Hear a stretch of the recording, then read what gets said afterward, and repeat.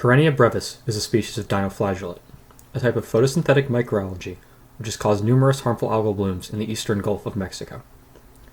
These have been particularly damaging in Florida, where they have caused massive fish, invertebrate, and marine mammal kills.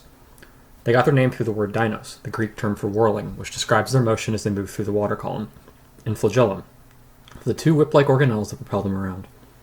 Dinoflagellates can be found in autotrophic, mixotrophic, and heterotrophic forms, which means that some of them can get energy off of photosynthesis, or consuming other organic matter, even hunting down smaller organisms in the microbiome.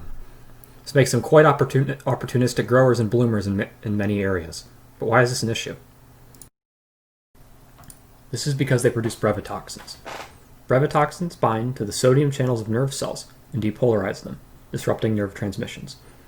This can cause seizures, disorientation, panic, and other effects in its victims that commonly lead to death. Disorientation can come to the point where marine mammals and other animals have been known to not only strand themselves on beaches, but even move into oncoming traffic on waterfront roads. This toxin can also be carried airborne and may affect people on beaches and waterfront communities when a bloom is big enough, even if they have never consumed any tissue that has come in contact with the toxin.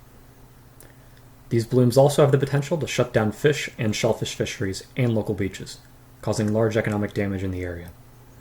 This can even compound upon the increased trend of hypoxia in Gulf water, conditions commonly caused after a variety of bloom types, which creates an environment with too little oxygen for fish and other animals to survive, and devastates fisheries and aquaculture.